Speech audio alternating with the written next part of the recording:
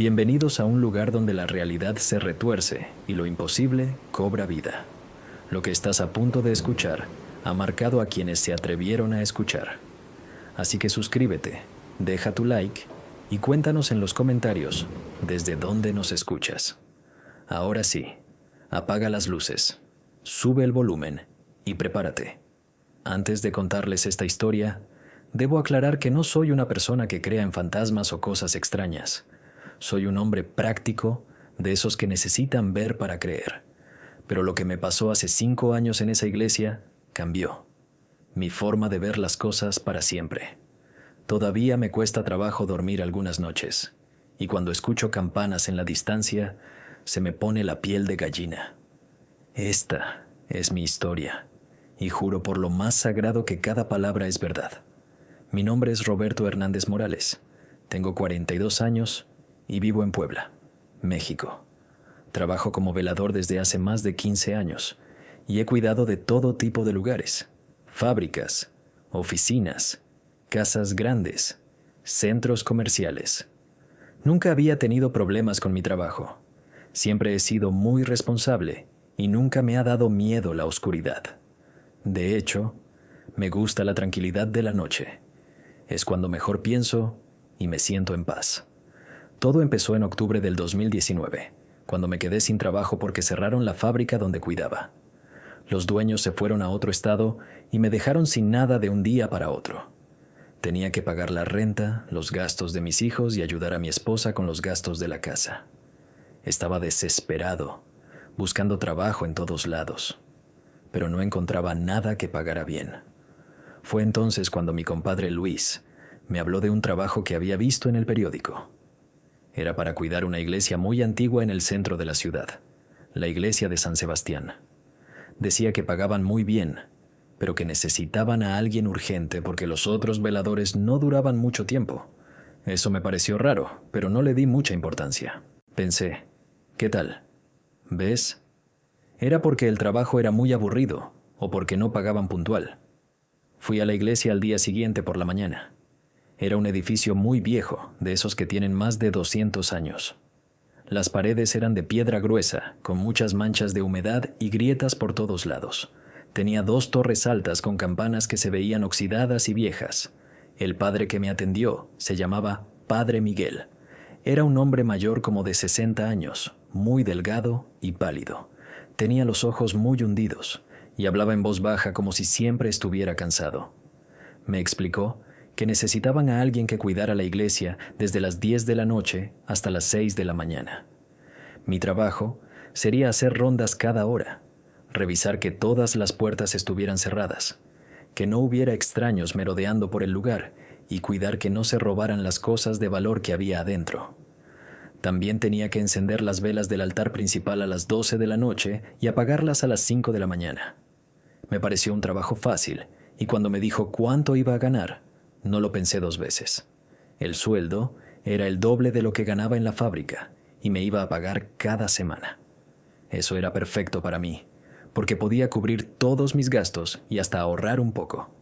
Le dije que sí de inmediato y quedamos en que empezaría esa misma noche. El padre Miguel me dio las llaves y me mostró dónde estaba todo. Me llevó por toda la iglesia, me enseñó la sacristía, el sótano donde guardaban las cosas viejas, y me mostró la pequeña oficina donde podía sentarme a descansar. La iglesia por dentro era muy bonita, pero también muy sombría. Tenía techos muy altos con vigas de madera que crujían constantemente. Había muchas estatuas de santos por todos lados, algunas muy grandes y otras más pequeñas. Los bancos eran de madera muy vieja y cuando uno caminaba, el piso hacía ruidos que se escuchaban por toda la iglesia. Había muchas velas, tanto en el altar principal como en los altares laterales, y cuando estaban prendidas, hacían sombras raras en las paredes. Lo que más me llamó la atención fue una estatua de la Virgen María, que estaba en una esquina cerca de la puerta lateral. Era muy grande, como de 2 metros de altura, y tenía una expresión muy triste en el rostro. Sus ojos parecían seguirte a donde quiera que fueras, y cuando la luz de las velas le daba de cierta manera, parecía que estaba llorando. El padre Miguel me dijo que esa estatua era muy antigua y muy valiosa, que tenía que cuidarla especialmente. También me enseñó el campanario que estaba en una de las torres. Para llegar ahí, había que subir unas escaleras de caracol, muy estrechas y muy empinadas. Las escaleras eran de piedra y estaban muy desgastadas. Algunos escalones estaban rotos y otros se movían cuando uno los pisaba. El padre Miguel me dijo que no era necesario que subiera ahí muy seguido, solo de vez en cuando para revisar que todo estuviera bien. Esa primera noche llegué a las 10 en punto. El padre Miguel me estaba esperando y me volvió a explicar todo lo que tenía que hacer. Me dijo que era muy importante que hiciera las rondas cada hora, que no me saltara ninguna y que siempre llevara la linterna conmigo. También me dijo algo que me pareció extraño, que si escuchaba ruidos raros no me preocupara, que las iglesias viejas siempre hacen ruidos por la noche, por el viento y por la humedad. Cuando se fue el padre Miguel, me quedé solo en esa iglesia enorme. Al principio, todo estaba muy tranquilo. Solo se escuchaba el viento afuera y de vez en cuando algún carro que pasaba por la calle. Hice mi primera ronda a las 11 de la noche. Revisé todas las puertas, todas las ventanas, y todo estaba bien. No había nada extraño, solo el silencio y la oscuridad. A las 12 en punto, fui a encender las velas del altar principal, como me había dicho el padre Miguel mientras las encendía. Sentí como si alguien me estuviera viendo, pero cuando volteé, no había nadie. La iglesia estaba completamente vacía. Solo estaban las estatuas, y yo pensé que eran nervios del primer día, que era normal sentirse un poco raro en un lugar nuevo y tan grande. La segunda ronda la hice a la 1 de la mañana. Todo seguía igual, tranquilo y silencioso. Me senté en la pequeña oficina a descansar un rato y a tomarme un café que había traído en mi termo. Desde ahí podía ver gran parte de la iglesia, el altar principal y la mayoría de los bancos.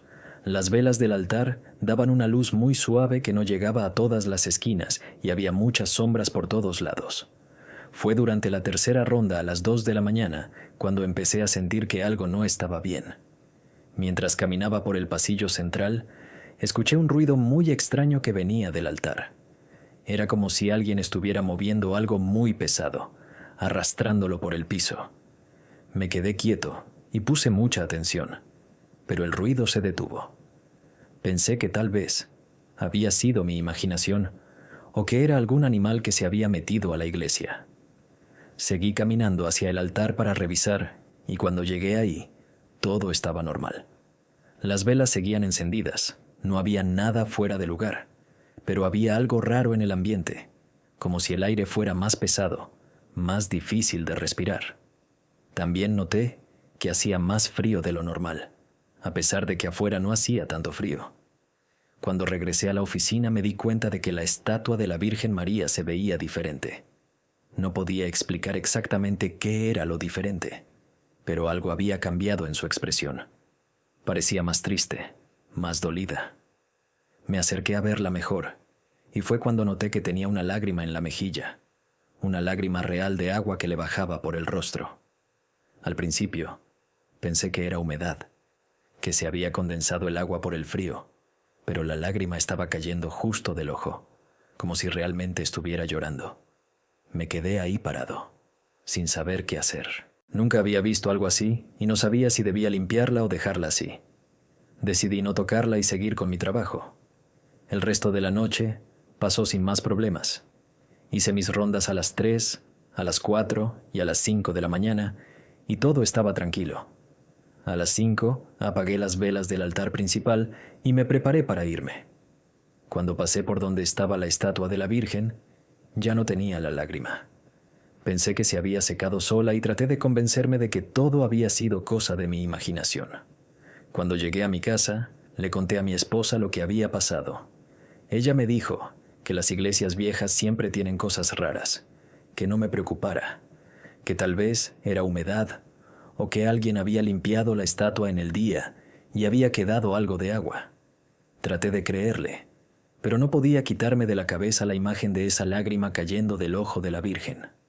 La segunda noche fue diferente. Llegué a las 10 como siempre, pero desde que entré a la iglesia sentí que algo había cambiado. El ambiente estaba más pesado, más frío, y había un olor extraño, como a flores viejas y humedad.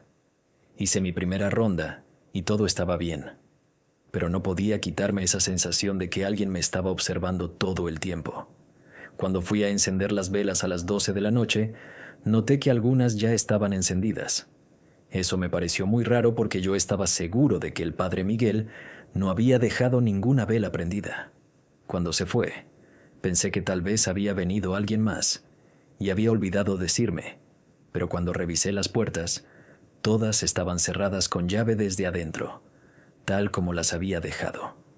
Durante la ronda de la 1 de la mañana, escuché pasos en el piso de arriba en el coro.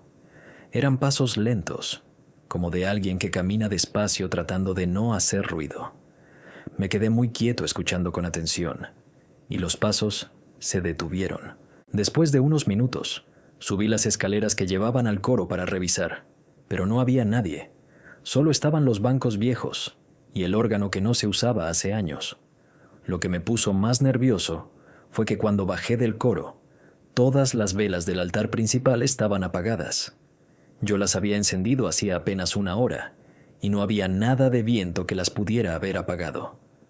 Tuve que encenderlas otra vez, y mientras lo hacía, sentí como si alguien estuviera parado justo detrás de mí. Pero cuando me di la vuelta no había nadie. La tercera noche fue cuando las cosas se pusieron realmente extrañas. Llegué como siempre a las 10, pero esta vez traía una lámpara más grande porque la linterna no me daba suficiente luz. Desde que entré, noté que la estatua de la Virgen María estaba en una posición diferente. No mucho, pero sí diferente. Antes tenía las manos juntas a la altura del pecho, pero ahora las tenía un poco más arriba, como si estuviera rezando con más intensidad.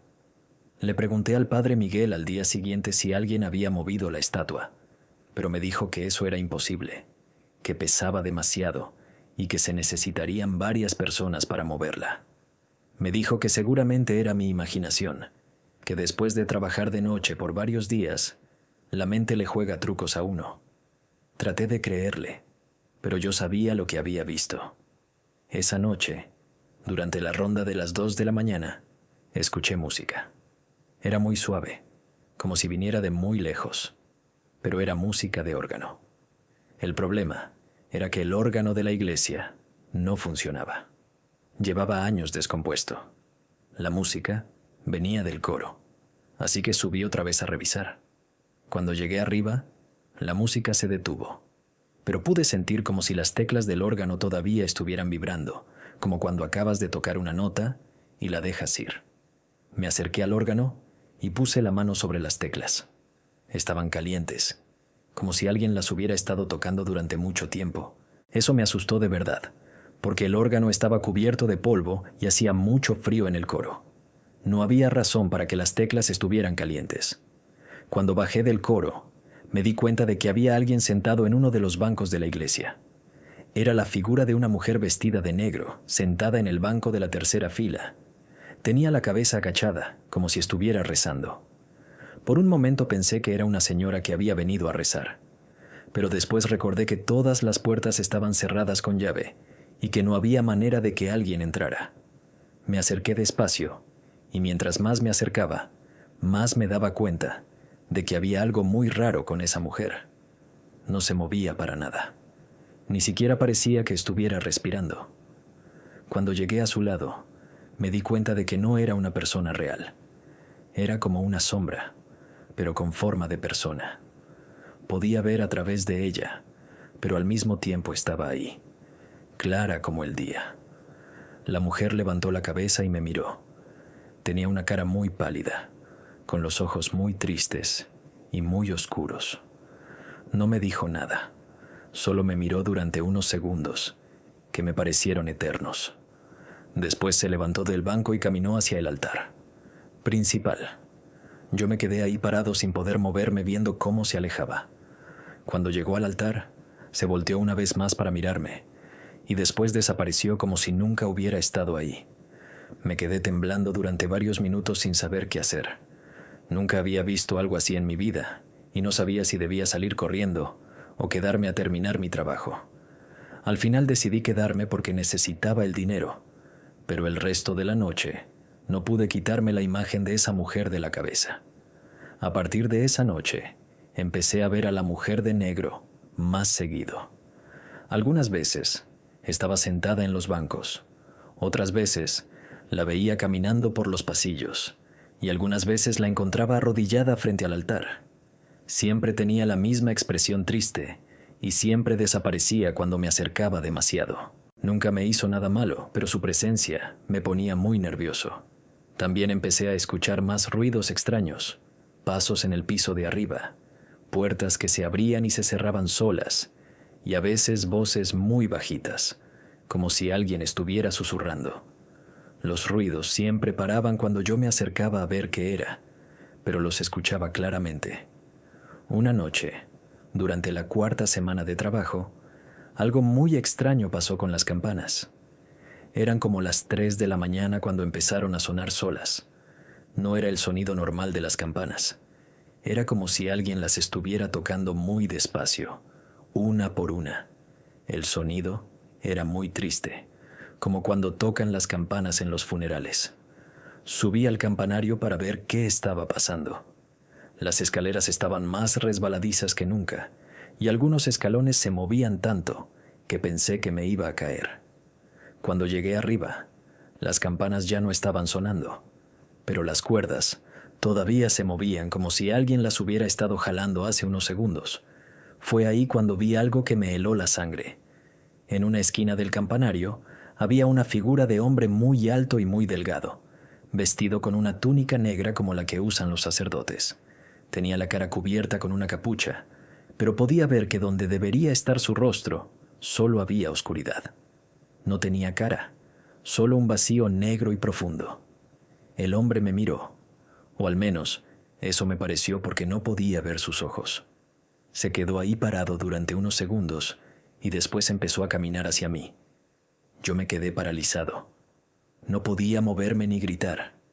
Cuando el hombre estuvo a unos metros de mí, extendió la mano como si me quisiera tocar. Pero en ese momento logré reaccionar y corrí hacia las escaleras. Bajé las escaleras tan rápido como pude, sin importarme si me caía. Cuando llegué abajo, cerré la puerta del campanario y me quedé ahí parado, respirando muy fuerte y temblando. No volví a subir al campanario esa noche y tampoco las siguientes noches. Le dije al padre Miguel que las escaleras estaban muy peligrosas y que no podía subir, y él me dijo que no era necesario que subiera tan seguido, pero los ruidos en el campanario siguieron. Casi todas las noches escuchaba las campanas sonar solas, y a veces escuchaba pasos arriba como si alguien estuviera caminando en círculos. También empecé a ver sombras en las ventanas del campanario, como si alguien estuviera asomándose para ver hacia abajo. Una noche, la mujer de negro hizo algo diferente en lugar de desaparecer cuando me acerqué. Se quedó ahí parada y me habló. Su voz era muy suave, como un susurro, pero pude entender lo que me dijo. Me dijo que tenía que ayudarla, que no podía descansar hasta que alguien supiera la verdad. Me dijo que ella había vivido ahí hace muchos años y que algo terrible había pasado en esa iglesia. No me dijo exactamente qué había pasado, pero me dijo que había más personas como ella en esa iglesia, personas que no podían descansar en paz. Me dijo que todas las noches trataban de comunicarse con alguien que pudiera ayudarlas, pero que los otros veladores siempre se iban antes de que pudieran hablar con ellos. Después de esa conversación, empecé a ver más figuras en la iglesia. No solo la mujer de negro y el hombre sin cara del campanario, sino también otros. Había un niño pequeño que jugaba entre los bancos, una señora mayor que siempre estaba limpiando el altar, y un hombre joven que se quedaba parado junto a la puerta principal como si estuviera esperando a alguien. Todos eran como sombras, pero al mismo tiempo eran reales. Podía verlos claramente, y algunas veces podía escuchar lo que decían. Aunque siempre hablaban muy bajito, nunca me hicieron daño, pero su presencia me tenía muy nervioso. Sabía que no eran personas normales, y no sabía qué querían de mí. La situación se puso más difícil. Cuando empezaron a pasar cosas, durante el día también mi esposa me decía que hablaba dormido, que decía nombres de personas que no conocía. Mis hijos me decían que me veía muy cansado y muy pálido, y que a veces me quedaba viendo la nada como si viera algo que ellos no podían ver. Yo sabía que el trabajo me estaba afectando, pero no podía dejarlo. Pagaba muy bien, y con la situación económica que teníamos no podía darme el lujo de buscar otro trabajo. Además, había empezado a sentir que tenía una responsabilidad con esas personas de la iglesia. Si realmente necesitaban ayuda, tal vez yo podía hacer algo por ellas. Fue durante la 6ª semana cuando finalmente entendí lo que estaba pasando. La mujer de negro me habló otra vez, pero esta vez me contó toda la historia. Me dijo que se llamaba María Elena y que había vivido en el convento que estaba junto a la iglesia hace más de 100 años. Me contó que había habido un incendio terrible una noche de diciembre y que muchas personas habían quedado atrapadas adentro. El incendio había empezado en la cocina del convento, pero se había extendido muy rápido a toda la estructura. Como el convento estaba conectado con la iglesia por un pasillo subterráneo, el fuego también había llegado hasta ahí. Muchas monjas, sacerdotes y personas que estaban rezando esa noche no pudieron salir a tiempo. María Elena me dijo que ella había sido una de las monjas más jóvenes y que había tratado de ayudar a evacuar a los niños que estaban en el orfanato del convento.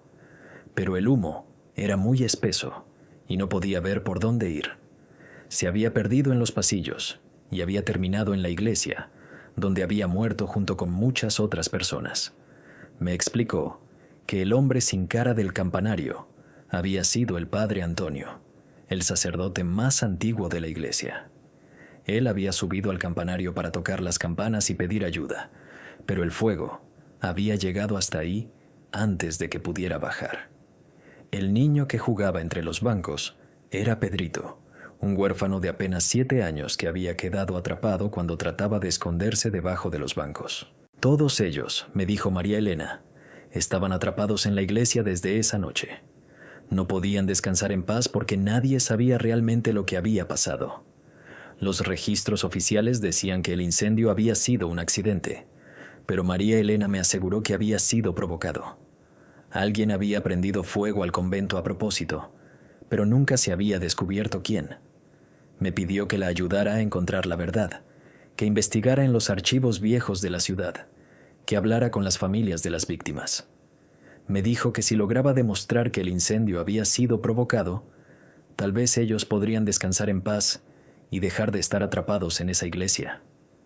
Al principio, no sabía si creerle. Todo sonaba muy extraño y no estaba seguro de que fuera real, pero decidí investigar un poco, solo por curiosidad. Fui a la biblioteca municipal y busqué periódicos viejos de esa época.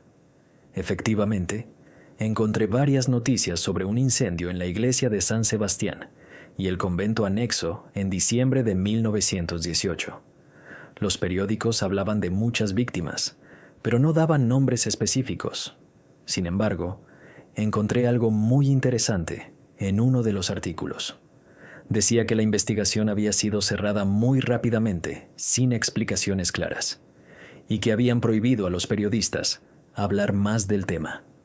También encontré que en esa época había habido muchos problemas entre la iglesia y algunos grupos políticos de la ciudad.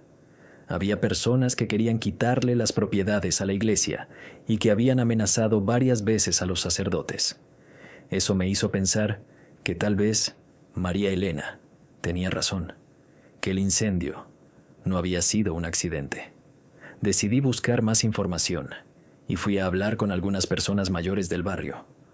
Una señora de 90 años, doña Carmen, me contó que su abuela le había platicado sobre esa noche. Según lo que ella recordaba, su abuela siempre había dicho que el incendio había sido muy raro, que había empezado en varios lugares al mismo tiempo, como si alguien lo hubiera planeado. También me dijo que después del incendio, un hombre muy rico del pueblo había conseguido comprar algunos terrenos de la iglesia a un precio muy bajo. Ese hombre se había hecho más rico después de eso y había construido varias casas en los terrenos que había comprado. Doña Carmen me dijo el nombre del hombre, pero ya había muerto hace muchos años. Con esa información, regresé a la iglesia esa noche y le conté a María Elena lo que había descubierto. Ella se puso muy contenta y me dijo que eso confirmaba lo que ella había sospechado durante todos estos años. Me pidió que tratara de encontrar más pruebas, tal vez documentos o cartas que pudieran demostrar que el hombre había sido el responsable del incendio. Las siguientes 2 semanas las pasé investigando durante el día y trabajando en la iglesia durante la noche.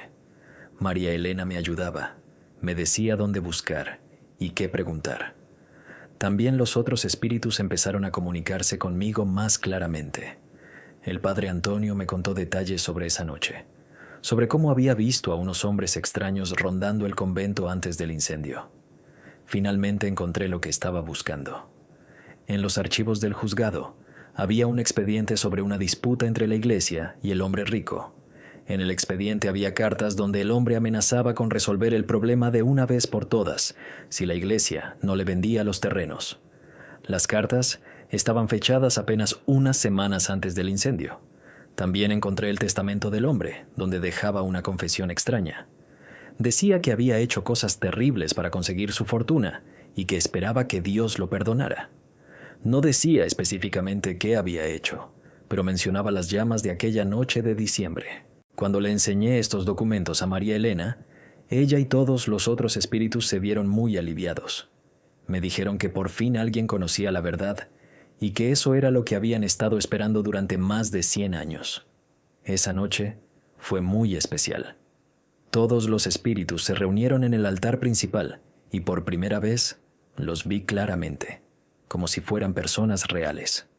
María Elena, el padre Antonio, el pequeño Pedrito y muchos otros que no había visto antes. Todos me agradecieron por haberlos ayudado y me dijeron que por fin podían descansar en paz. Uno por uno, empezaron a desaparecer, pero no como antes, cuando se desvanecían de repente. Esta vez fue diferente, como si se estuvieran yendo a un lugar mejor. Había una luz muy suave que los rodeaba y se veían muy felices y muy tranquilos. María Elena fue la última en irse. Antes de desaparecer, se acercó a mí y me tocó la mano. Su toque se sintió real, cálido, no frío como yo esperaba. Me dijo que nunca olvidaría mi ayuda y que siempre estaría agradecida conmigo. Después se alejó hacia la luz y desapareció para siempre. Desde esa noche, la iglesia cambió completamente.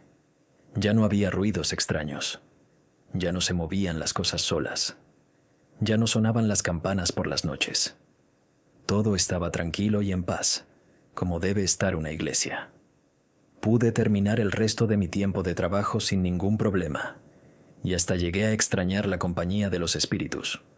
Cuando terminó mi contrato, le conté al padre Miguel lo que había descubierto sobre el incendio. Al principio, no me creyó. Pensó que me había vuelto loco por trabajar tantas noches solo, pero cuando le enseñé los documentos que había encontrado, se quedó muy impresionado. Me dijo que él siempre había sospechado que había algo extraño. En la historia oficial del incendio, el padre Miguel decidió hacer una misa especial para recordar a las víctimas del incendio, y también hizo que pusieran una placa en la iglesia con los nombres de todas las personas que habían fallecido esa noche. La placa todavía está ahí, y cada año hacen una ceremonia para recordarlos. Han pasado 5 años desde entonces, y nunca he vuelto a trabajar como velador nocturno. Conseguí un trabajo de día en una oficina que paga menos, pero me permite estar con mi familia por las noches. A veces paso por la iglesia durante el día y siempre está tranquila y silenciosa como debe ser. Pero hay noches cuando no puedo dormir, cuando me acuerdo de todo lo que viví en esa iglesia. No fueron experiencias malas, al contrario, me siento orgulloso de haber podido ayudar a esas almas perdidas, pero sí me cambiaron para siempre. Ahora sé que hay cosas en este mundo que no podemos explicar, cosas que van más allá de lo que podemos ver y tocar. También sé que a veces los muertos no pueden descansar hasta que alguien conoce la verdad sobre lo que les pasó. María Elena y los otros no eran espíritus malvados, solo eran personas que habían sufrido una injusticia y que necesitaban que alguien los ayudara. Mi esposa todavía piensa que fue mi imaginación, que trabajar tantas noches solo me afectó la mente. Mis hijos se ríen cuando les cuento la historia. Dicen que su papá ve fantasmas, pero yo sé lo que viví, sé lo que vi y sé que cada palabra de esta historia es verdad. A veces, cuando paso por la iglesia y veo la placa con los nombres de las víctimas, siento como si María Elena me estuviera dando las gracias otra vez. No la veo, ya no está ahí, pero siento su presencia de una manera muy suave, muy tranquila. Es como si me dijera que todo está bien, que por fin están en paz. Esa es mi historia. No espero que me crean, pero cada palabra es verdad. Si algún día necesitan trabajar de velador nocturno en un lugar muy viejo, recuerden que tal vez no estén solos. Y si ven o escuchan cosas extrañas, no se asusten. A veces, solo son almas perdidas que necesitan ayuda para encontrar su camino. Desde entonces, cada vez que escucho campanas de iglesia en la distancia, me acuerdo de esas noches en San Sebastián y le doy gracias a Dios por haberme dado la oportunidad de ayudar a esas pobres almas a encontrar la paz que tanto necesitaban. Antes de contarles esta historia, quiero que sepan que todo lo que van a leer realmente me pasó. Han pasado 5 años desde aquella noche en el cementerio San Miguel de mi pueblo y aún despierto sudando frío recordando cada detalle. Nunca había creído en estas cosas hasta que las viví en carne propia. Mi nombre es Carlos Eduardo Mendoza Ruiz. Tengo 28 años y soy de Tlaxcala, México. Trabajo como mecánico en el taller de mi papá. Pero después de lo que pasó esa noche, mi vida cambió completamente. Todo comenzó un viernes de octubre del 2019. Mi primo Javier había llegado de la ciudad con unas ideas muy raras en la cabeza. Siempre fue el más aventurero de la familia, pero esa vez traía algo diferente en los ojos, como una obsesión que me daba mala espina. Me buscó en el taller cuando ya estaba cerrando y me dijo que tenía algo muy importante que contarme. Carlos, hermano, encontré algo increíble en internet, me dijo mientras se sentaba en una llanta vieja que teníamos ahí. Hay una forma de contactar con los que ya no están, pero tiene que ser en un cementerio muy antiguo y tiene que ser exactamente a las 3 de la mañana. Al principio me reí. Javier siempre había sido medio raro con esas cosas de fantasmas y espíritus, pero nunca lo había visto tan serio. Me mostró unos papeles que había impreso llenos de instrucciones muy específicas sobre cómo hacer lo que él llamaba el ritual de comunicación. Según lo que había leído, si seguías todos los pasos correctamente, podías hablar con cualquier persona que hubiera fallecido, pero tenía que ser en un cementerio que tuviera más de 100 años. ¿Y para qué quieres hacer eso?, le pregunté mientras limpiaba mis manos con un trapo sucio de aceite. Javier se quedó callado un momento mirando hacia el suelo y entonces me contó la verdadera razón. Su novia, María Fernanda, había fallecido en un accidente de carro 3 meses atrás. Desde entonces, Javier no era el mismo. Había dejado de trabajar, apenas comía, y según mi tía, se pasaba las noches despierto, llorando y hablando solo. Los doctores le habían dado pastillas para la tristeza, pero él no las tomaba porque decía que no quería olvidar a María Fernanda. Necesito hablar con ella una última vez, Carlos. Necesito pedirle perdón por la pelea que tuvimos antes del accidente. No puedo vivir así sintiendo que se fue enojada conmigo, me dijo con lágrimas en los ojos. El cementerio San Miguel era perfecto para lo que Javier quería hacer. Estaba en las afueras del pueblo. Había sido construido en 1890 y por las noches estaba completamente solo porque la gente le tenía miedo. Decían que ahí pasaban cosas raras, que se veían luces extrañas y se escuchaban voces. Pero yo siempre pensé que eran puras habladurías de la gente mayor. Durante toda esa semana, Javier me estuvo insistiendo para que lo acompañara. No puedo ir solo, Carlos. El ritual dice que tiene que haber 2 personas, una para hacer las preguntas y otra para proteger el círculo. Yo no quería meterme en esas cosas, pero veía a mi primo cada día más desesperado, más flaco, con unas ojeras terribles que lo hacían ver como si fuera él el fantasma. El jueves por la noche, mi mamá me contó que mi tía estaba muy preocupada porque Javier había dejado de comer completamente. Dice que no vale la pena seguir viviendo sin María Fernanda, me dijo mi mamá mientras servía la cena. Tu tía piensa que puede hacer alguna tontería si sigue así. Esa misma noche Javier llegó a mi casa como a las 11. Mis papás ya estaban dormidos, pero yo seguía despierto viendo televisión en la sala. Entró sin tocar, como siempre había hecho desde que éramos niños, pero esta vez traía una mochila llena de cosas extrañas. Ya está todo listo, Carlos. Mañana es viernes, y según lo que leí, los viernes son los mejores días para hacer contacto, porque es cuando el velo entre nuestro mundo y el otro está más delgado. Sacó de la mochila unas velas blancas, sal de grano, un espejo pequeño y unas hojas de papel donde había dibujado unos símbolos muy raros con pluma roja. Javier, esto me está dando muy mala espina. Le dije, ¿no crees que sería mejor que fueras con un psicólogo o con el padre Miguel de la iglesia? Los psicólogos no entienden nada, y el padre Miguel me dijo que esto eran tonterías del diablo. Respondió mientras guardaba otra vez sus cosas. Carlos, eres mi primo. Eres como mi hermano. Si no me ayudas tú, no sé qué voy a hacer. Te juro que después de mañana, si esto no funciona, voy a buscar ayuda profesional. No sé por qué le dije que sí. Tal vez fue porque realmente me daba miedo que hiciera algo peor si yo no lo acompañaba.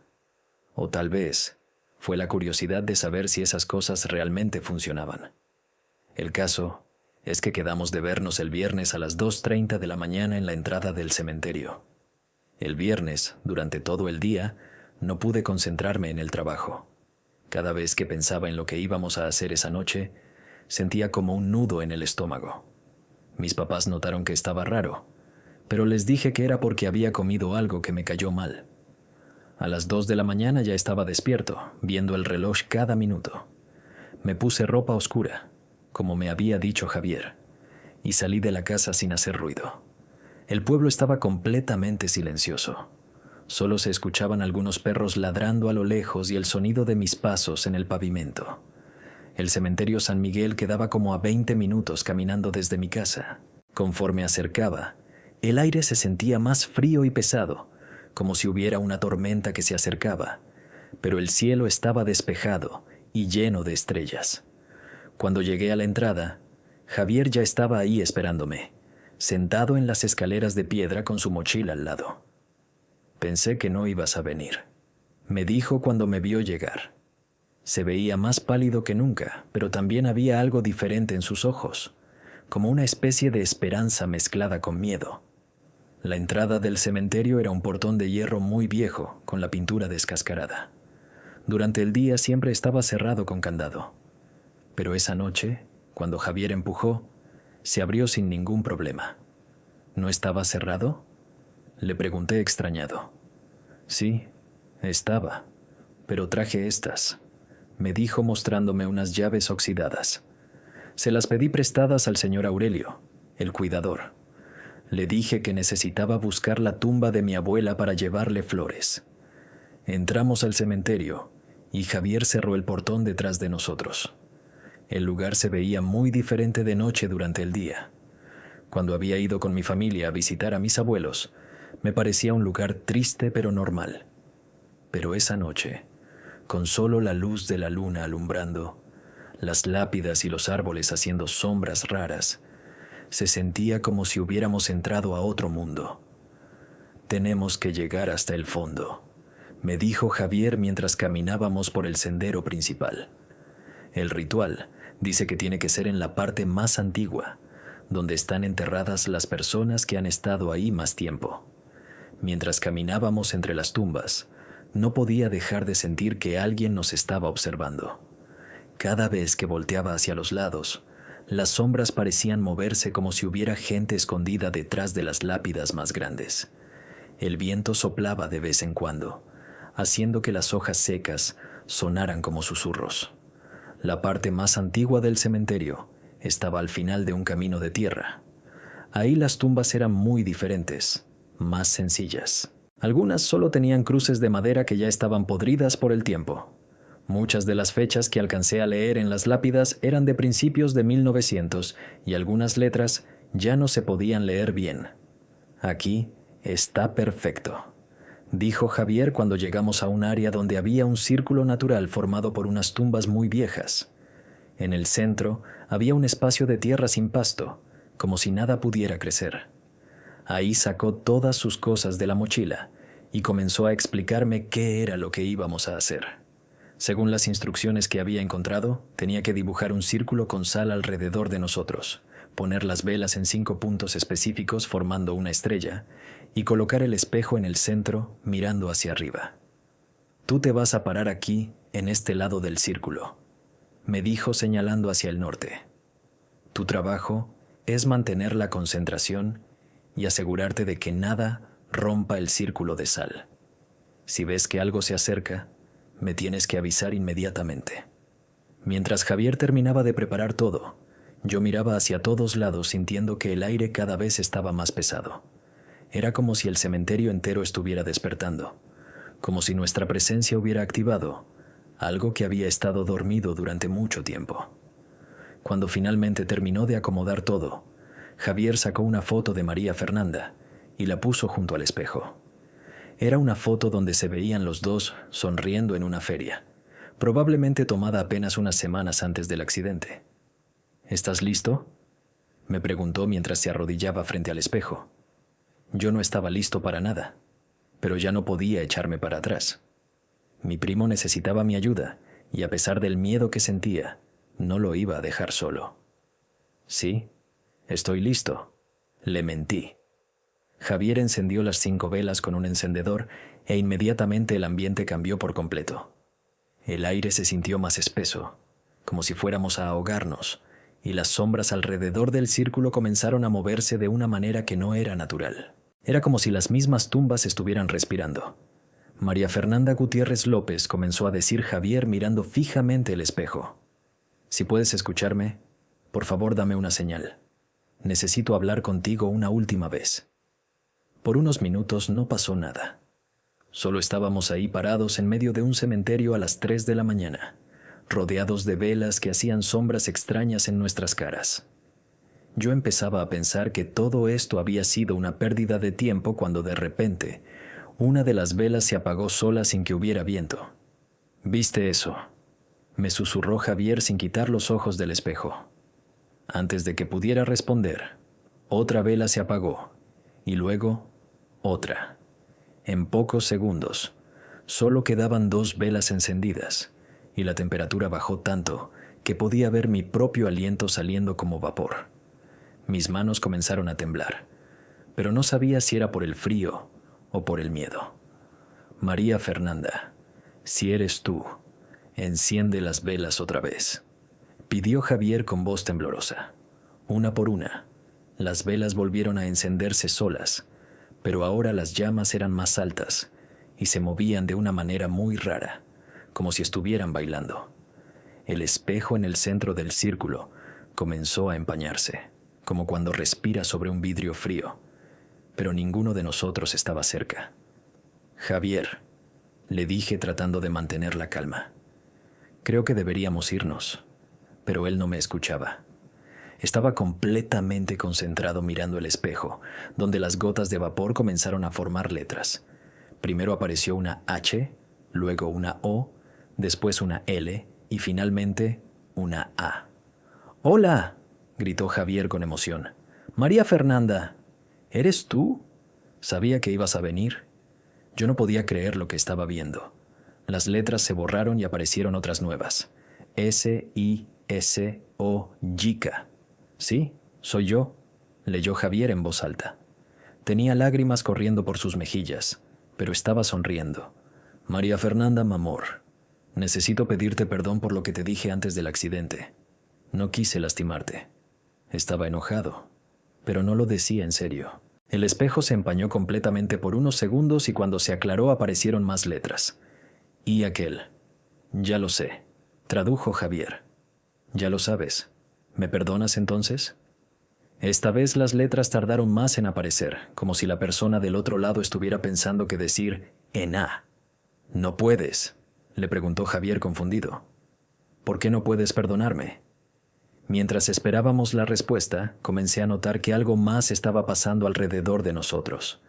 Las sombras entre las tumbas se estaban moviendo más, como si hubiera gente caminando por ahí, pero cada vez que miraba directamente hacia algún lugar, no veía nada. También empecé a escuchar susurros muy bajitos, como si estuvieran hablando al mismo tiempo, pero muy lejos. Las nuevas letras en el espejo me hicieron sentir un escalofrío por toda la espalda. Nosoimaria. Javier se quedó helado. No eres María. Entonces, ¿quién eres? Trailers Els. Aed Oistaaqui. Ella no está aquí, leyó Javier con voz quebrada. Pero entonces, ¿dónde está? Yo ya no me sentía nada bien. Los susurros alrededor de nosotros se estaban volviendo más fuertes y ahora podía distinguir algunas palabras sueltas. Fuera. Váyanse. No deben estar aquí. Las velas comenzaron a parpadear todas al mismo tiempo, como si algo invisible estuviera caminando alrededor de nuestro círculo. Javier, esto no está bien.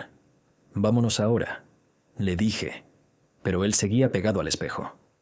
¿Quién eres tú entonces?, le preguntó a quien sea que estuviera respondiendo. Las letras que aparecieron esta vez me dieron tanto miedo que sin pensarlo, di un paso hacia atrás rompiendo el círculo de sal. SoialumuriOQIam. Soy el que murió aquí antes, leyó Javier. Y por primera vez desde que habíamos empezado, vi miedo en sus ojos.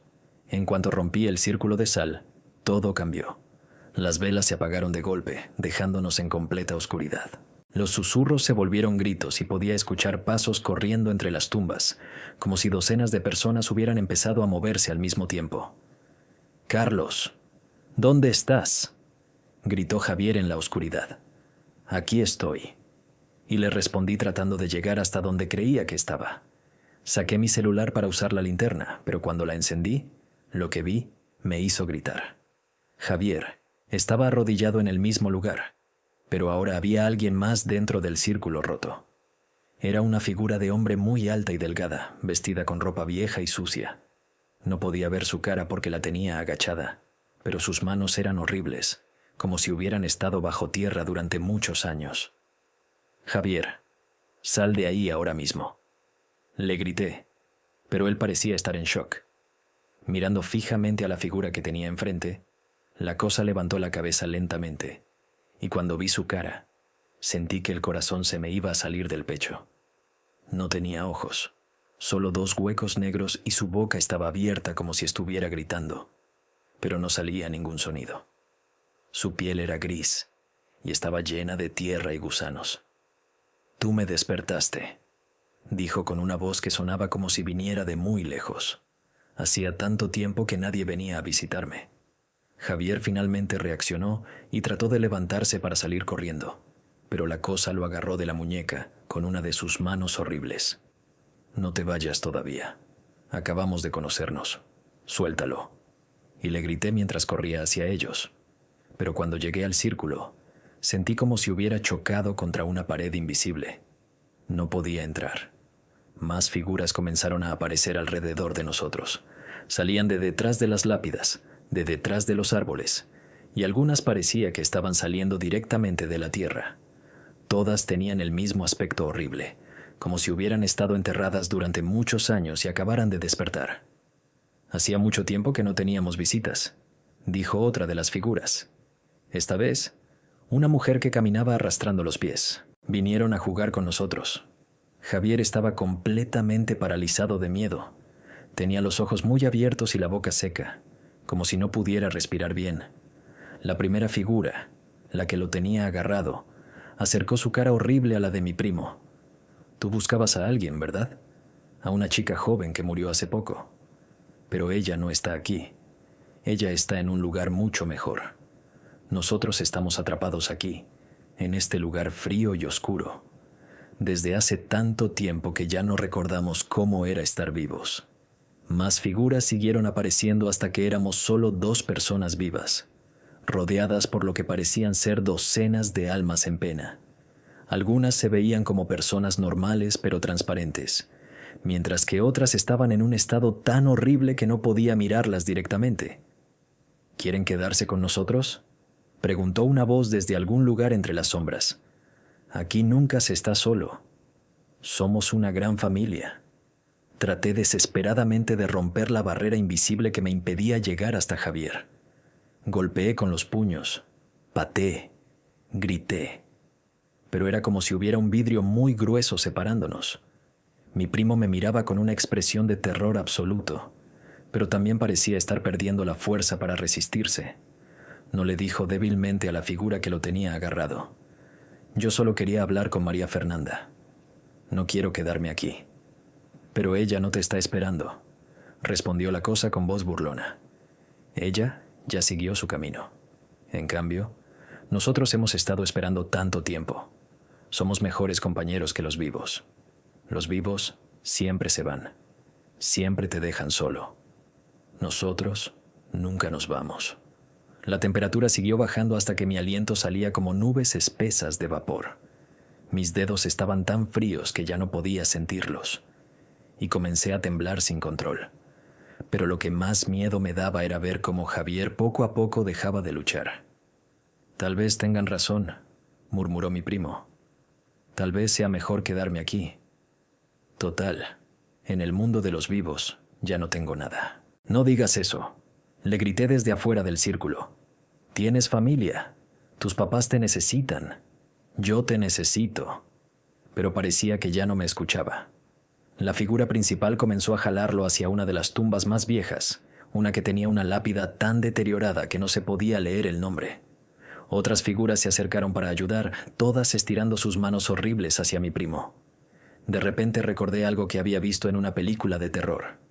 Sin pensarlo mucho, comencé a rezar el Padre Nuestro en voz alta. «Padre nuestro que estás en los cielos, santificado sea tu nombre». Las figuras se detuvieron inmediatamente y voltearon a verme con expresiones de dolor, como si mis palabras las estuvieran lastimando. La que tenía agarrado a Javier aflojó un poco su agarre. «Venga a nosotros tu reino. Hágase tu voluntad así en la tierra como en el cielo». Algunas de las figuras comenzaron a retroceder cubriéndose las caras con las manos. La barrera invisible que me impedía entrar al círculo se debilitó lo suficiente para que pudiera meter un brazo. «El pan nuestro de cada día, dánoslo hoy, y perdónanos nuestras deudas, así como nosotros perdonamos a nuestros deudores». Pude meter medio cuerpo y estirar la mano hacia Javier. «¡Agárrate de mi mano!», le grité. Mi primo reaccionó como si despertara de un sueño profundo. Estiró su mano libre hacia mí. La figura horrible trataba de arrastrarlo en dirección contraria. «Y no nos dejes caer en la tentación, mas líbranos del mal». Logré agarrar la mano de Javier y comencé a jalarlo hacia mí con todas mis fuerzas. La figura que lo tenía agarrado gritó con una voz que sonaba como metal raspando contra piedra y finalmente lo soltó. Los dos salimos corriendo del círculo roto mientras detrás de nosotros escuchábamos gritos y lamentos de todas las figuras que habían aparecido. Corrimos entre las tumbas sin mirar atrás, tropezándonos con las lápidas más bajas, rasguñándonos con las ramas de los árboles, pero sin detenernos ni un segundo. Cuando finalmente llegamos al portón de la entrada, estaba cerrado con candado otra vez. Javier sacó las llaves con manos temblorosas, pero le costó mucho trabajo porque no podía dejar de temblar. Detrás de nosotros, los gritos se estaban acercando. «¡Apúrate!», le grité mientras miraba hacia atrás. Podía ver luces extrañas moviéndose entre las tumbas. Acercándose hacia nosotros, finalmente logró abrir el candado y salimos del cementerio corriendo como nunca habíamos corrido en nuestras vidas. No paramos hasta llegar a la plaza principal del pueblo, donde las luces de la calle nos hicieron sentir un poco más seguros. Nos sentamos en una banca tratando de recuperar el aliento y de procesar lo que acababa de pasar. Los dos estábamos empapados de sudor frío, a pesar de que la temperatura había estado tan baja en el cementerio.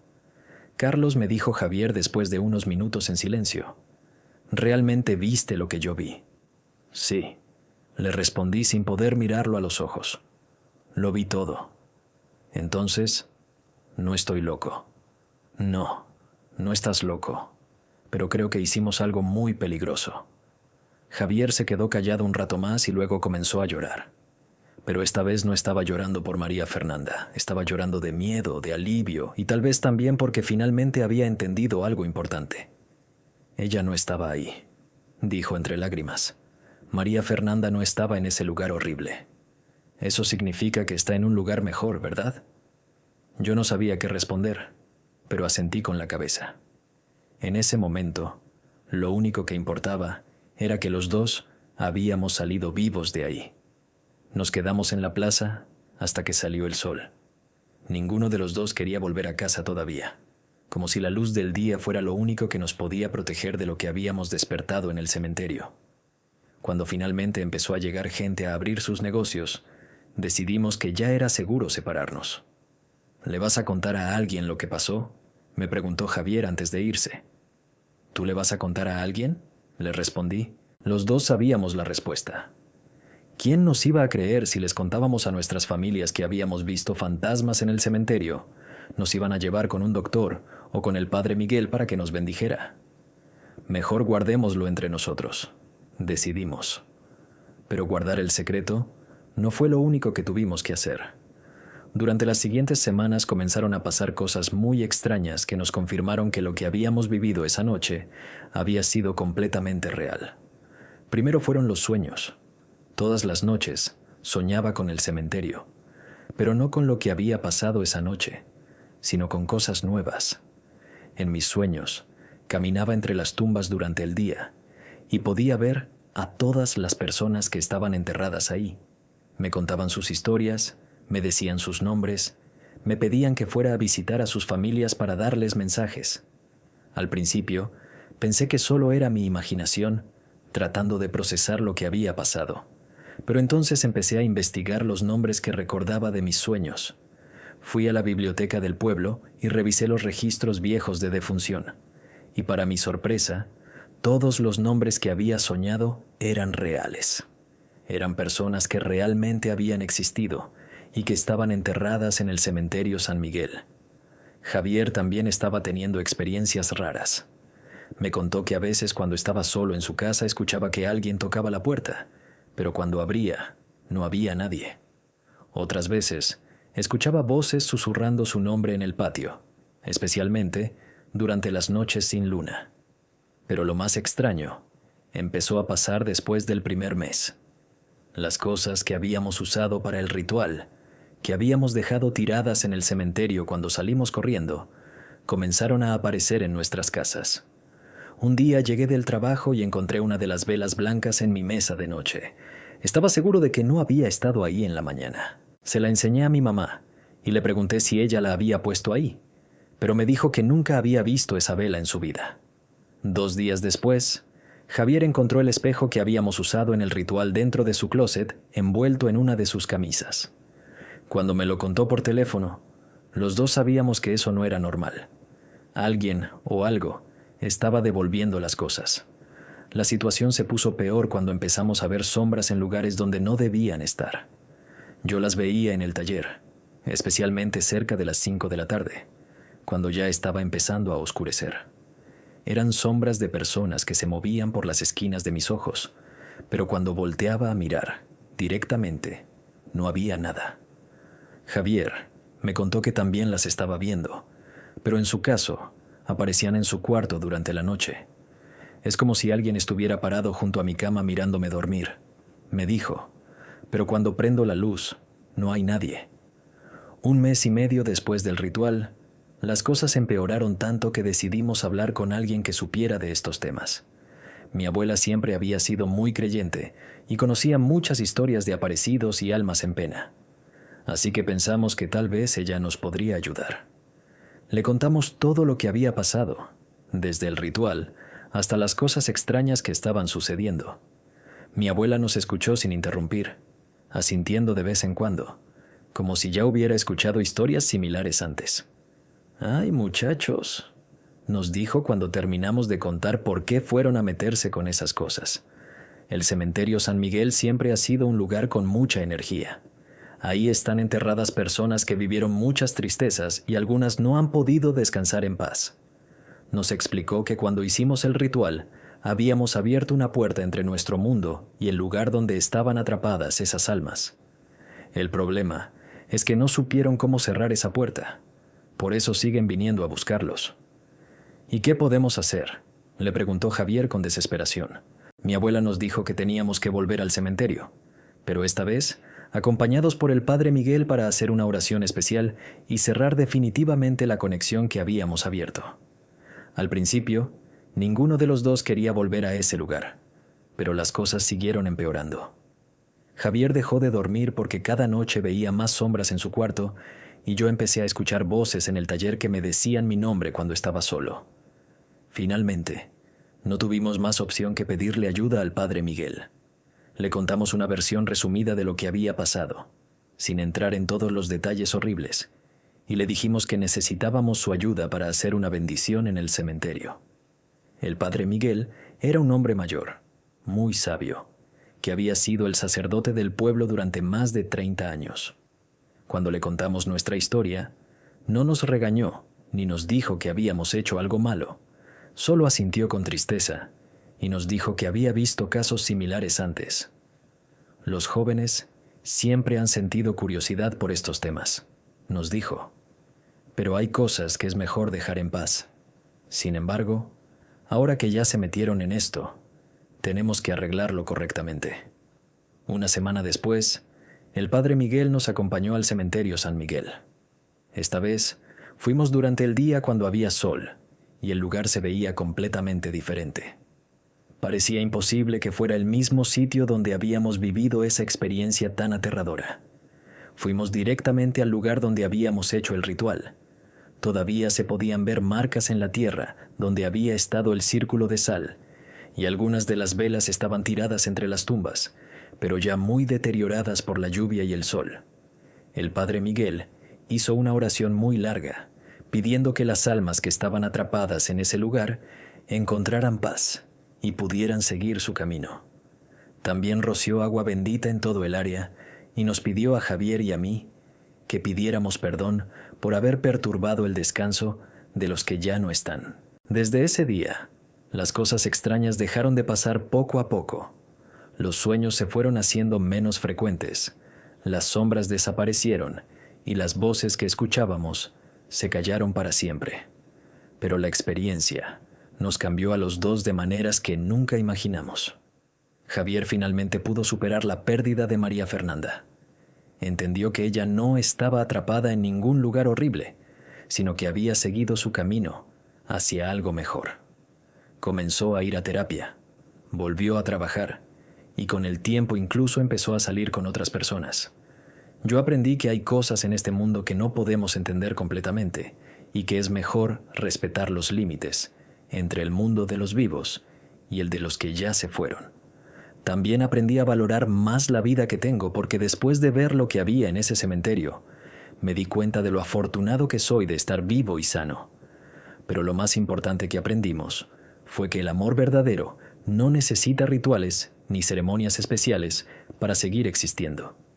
Si realmente amas a alguien que ya no está, esa persona vive en tu corazón y en tus recuerdos, no en lugares oscuros, llenos de dolor y tristeza. Ahora, 5 años después, Javier y yo seguimos siendo muy unidos. A veces, cuando estamos juntos en alguna reunión familiar, nos miramos y sabemos que los dos estamos recordando esa noche, pero ya no hablamos de lo que pasó. Es como si hubiera sido una pesadilla muy real que compartimos, pero que preferimos mantener guardada en el pasado. El cementerio San Miguel sigue ahí, y la gente del pueblo sigue contando historias de cosas extrañas que pasan por las noches. Pero ahora, cuando alguien me pregunta si creo en fantasmas o aparecidos, simplemente cambio el tema de conversación. Hay algunas cosas que es mejor no despertar, y hay algunos lugares a los que es mejor no ir cuando todo el mundo duerme, porque una vez que abres ciertas puertas, nunca sabes si vas a poder cerrarlas de nuevo. Y aunque todo terminó bien para nosotros, todavía hay noches en las que despierto sudando frío, recordando esa voz horrible que me dijo: hacía tanto tiempo que no teníamos visitas, porque ahora sé que no estaba mintiendo. Había estado esperando durante muchos, muchos años.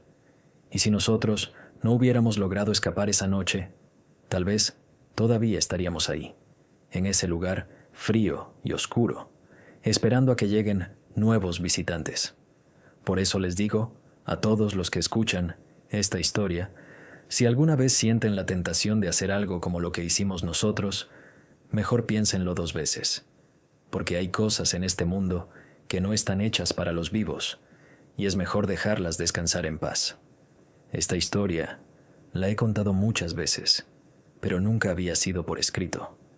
Cada vez que la cuento, siento otra vez ese frío en los huesos y esa sensación de que algo me está observando desde las sombras. Pero también siento la necesidad de compartirla para que otros no cometan el mismo error que cometimos nosotros. Porque aunque salimos con vida de esa experiencia, hay cicatrices que nunca se borran completamente.